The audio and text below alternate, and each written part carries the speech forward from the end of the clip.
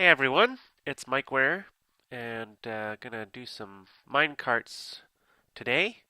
Been playing with the 14W11B snapshot a bit. They've changed minecart physics quite drastically.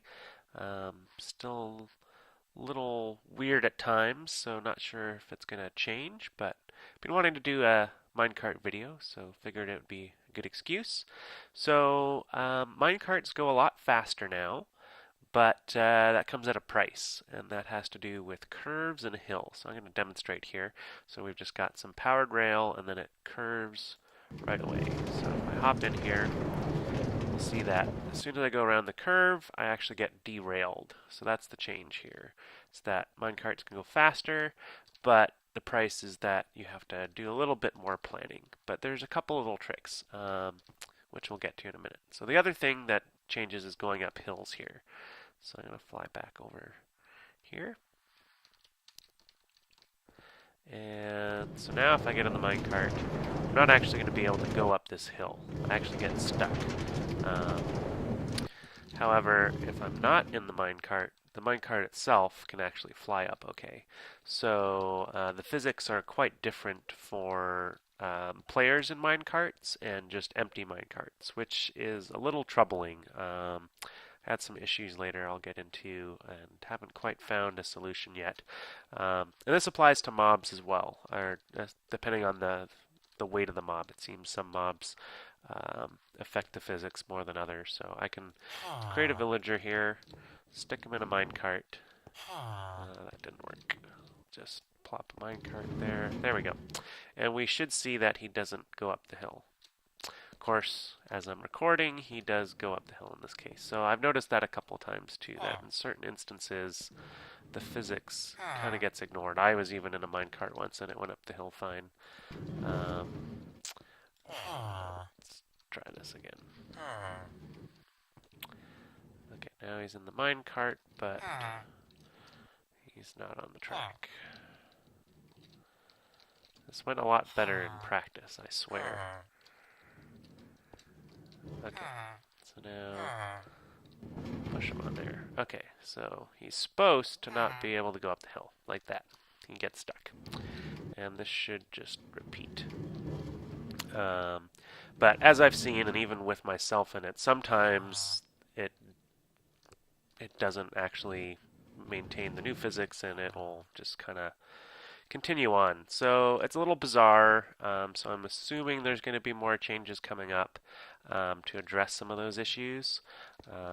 So that's good that I got it on camera. I'm not crazy. It does happen sometimes that it doesn't work as they intend. And then as far as I can tell, nothing's really changed with downhill. I can just go down fine, no problem. So those are the new physics. You get to go a lot faster, but it comes at a price. But there are some workarounds. So here I've got a setup where you can actually go around the curve at high speed. So hop in here. Should have made these little platforms bigger, but that's all right. And so I can actually just go right around, no problems. Works just as kind of things did before, except now you can go much faster. So that's pretty cool. And this even works for the empty minecart. So now that I'm out of the minecart will go around the curve no problem too.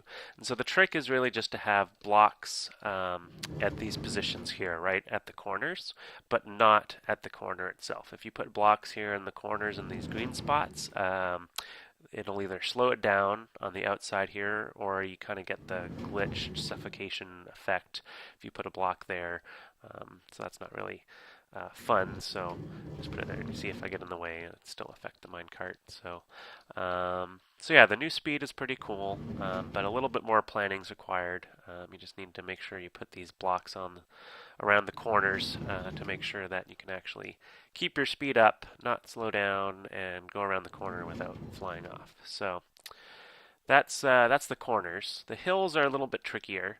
One of the first things I did is just trying to power myself up, and that doesn't work. Even powered rails will slow you down, or you won't keep your momentum. They won't power you up the hill if you're going too fast, which is a little weird.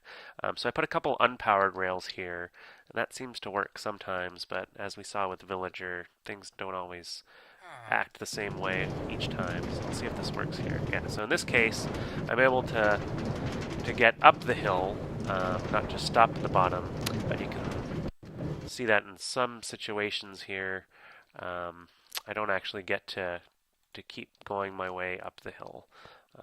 This was working a little bit better before when I was testing it, but I'll go from the top here because it's really kind of a lot more random, it seems sometimes, how it's calculating the physics. And you can see here I get stuck. And so it's a little troubling. It's a lot of work to try and figure out what works now and what doesn't. One thing, and I'm trying to remember if you could do this before, but now that all the rideable entities kind of act the same with the left shift to dismount, if you're actually in a minecart, I can hold forward and nudge myself a little bit. I'm trying to remember if you can do that before, or maybe since they've changed how you ride minecarts. So that was interesting. But I did manage to build a hill that I could go up here, and a lot of it just seems to be with your initial speed. So I've got 4 powered rails here leading up to my hill, which is I think about another 12 blocks or so away. And so in this case, I can go up the hill, and then every so often I put these 3 sets of powered rails, and that just kind of keeps me chugging. So I can't go like full speed up the hill, but it lets me go both ways up the hill, no problem. It's just a little bit slower on the way up. So I'll get out here and show you here. So basically every 8th block, so I'll go back to the bottom. So 1, 2, 3, 4, 5, 6, 7. The 8th block, I put a redstone and have the 3 powered rails, and then I just repeat that. 1, 2, 3, 4, 5, 6, 7. The 8th block, have the 3 powered rails starting right next to it, on top, and the one after. So I can just repeat that. It seems pretty indefinite, just to get me up the hill. But as you see here, the empty minecart physics is different, and so the empty minecart actually won't get up the hill at all. It just gets stuck. I'll push it back here to restart it. And so yeah, it just doesn't even keep its momentum to the hill. So that's rather frustrating. Seems like it's gonna be a lot harder to make systems that work for both empty carts and carts with mobs. So I was doing some experimenting here, not really successfully, using this property that on the golden weighted pressure plate, that a cart with a mob outputs a signal of 2, but just a regular cart outputs a signal of 1. So I was trying to build this system here where you could have a little bit more power to power yourself over the weighted pressure plate. Use this contraption here to detect when the signal is holding a mob versus not, so that it would send the empty carts over to this extra powered section to kind of power them up a hill or through whatever, but then try and send the players this way. And that was really tricky. It doesn't really. It works for the empty cart okay, but I had a lot of trouble. So this system of detecting the empty cart but not a cart with a mob was working, but trying to get it to work for a mob to keep them on the straight part wasn't really working as well. Catching this is going to be tricky. There we go. And I think some of that has to do with the southeast rule. And so you can see here I'm not taking the paths I want. So I tried building in another direction and didn't really have much more success. In this direction, I actually continue going straight, which is what I want, except on the return path there. So that was a little tricky. It's been a little frustrating playing with the new physics, but hopefully as a community we can figure stuff out and kind of put our heads together. But I think that's part of their plan is just to make it a little bit more challenging to work with minecarts, and that's cool. It's part of the game's design. But I mean, the benefit is that they go so much faster. They should it feels like they should be the fastest mode of transport, and I think that's what they're aiming to do is to make them the king again, which is cool. So the other thing that I keep working on, I know there's a lot of different systems out there to make compact minecart stations.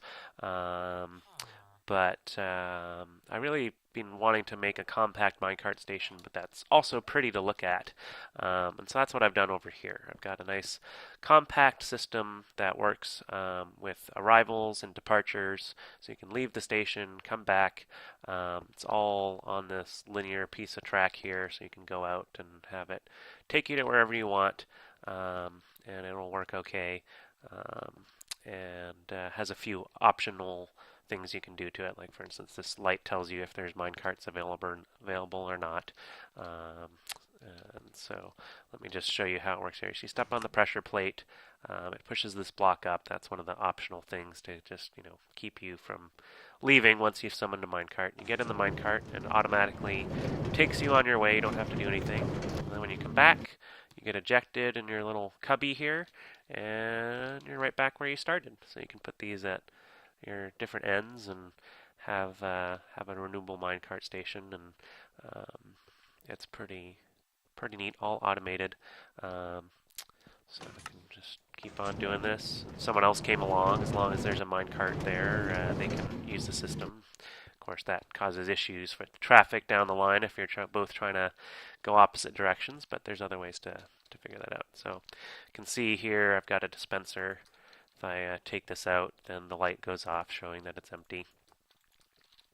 And so yeah, let me just walk through how it works. So we got the pressure plate here, and that triggers this redstone here, and this repeater goes into the piston that pushes the block up behind you. And then it triggers the dispenser here, which is going to put a minecart on this powered rail. You'll notice that it's on right now, and that's because there's a redstone torch here that's powering it through this block that's right beside it. And so what happens when you're standing on the pressure plate, this line still has power. It triggers the dispenser once to give you a minecart, but then turns off the powered rail, so it'll stay there. But once you get in, you step off the pressure plate, this turns back off. The redstone torch turns this block back on, which powers the rail next to it and pushes you along your way. So that's how the departure system works. It's pretty straightforward. The arrival system is pretty simple, but there's a few parts. So first part is this unpowered rail, and this is to just slow you down so that it's a little bit more predictable. This activator rail serves two purposes. One is on the way out. It powers this rail so you can get started and not slow down more. The second part is it sends this redstone out around the back, and this just circles around to a repeater, powers this block, which then powers the activator rail here. This is a detector rail. I might have called it an activator rail before, but anyway, the detector rail picks up the signal on the way out to power this unpowered rail. On the way in, it powers this activator, which ejects you from the minecart into this space. Now, it's important to note that you need to give yourself enough room in this space. I've got 3 blocks high worth of space available here, and then I've got these glass panels to prevent you from trying to leave or mobs to enter from that way, and same this way, you can't go into the departure area when you're arriving. But if you have other blocks ahead of you here or in different spots outside of this specific configuration, then you'll get ejected either farther down in the departure area or somewhere outside of the structure. It acts a little weird, but right now this activator configuration, this spacing seems to work best. And once you get ejected, the minecart continues still, and it goes right around this corner into the wall. And So this comes here to the other side of the wall, and you've got a section of powered rails here, powered by this redstone block, and this comes right up on top of into this cactus. So the cactus will break the minecart into this hopper that's below it. The glass blocks there are just to help bounce minecarts into the hopper, and this one on top is to prevent you from hurting yourself. So I have two hoppers here, so it provides some extra storage for lots of minecarts, but also takes the minecart down and pipes it back into the dropper, or the dispenser. And you'll notice this one's angled to go down and follow that path. And that's really it. So you can summon a minecart and leave, and you can store a whole bunch in there so you can have others for people behind you. And then when you come back, you just get ejected, and the minecart automatically goes back in the dispenser. Back to having two minecarts in there. So, pretty simple, and pretty easy to light up, and hopefully you'll find that useful, a little bit different. These are all the supplies you need to use it. I need 10 powered rails, activator, detector rail, 7 regular rails, and this is all starting as soon as you hit that first unpowered rail as you enter the station. A couple of stacks of building materials. I think you really only need a stack and a half, depends on how fancy you get around the other structure. Pressure plate, piece of sand, just one cactus.